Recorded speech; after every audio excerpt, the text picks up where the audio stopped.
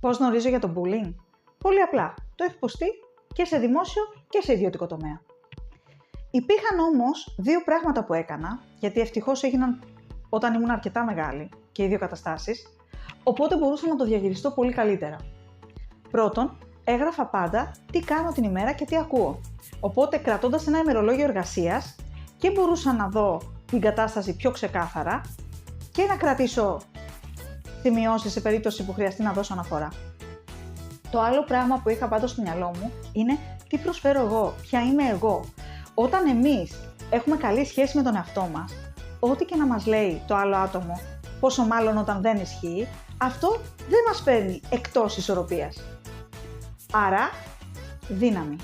Και θυμηθείτε ότι για κάθε Elon Musk υπάρχει πάντα ένας Richard Branson, δηλαδή ένας εργοδότης που θα σεβαστεί αυτό που είμαστε.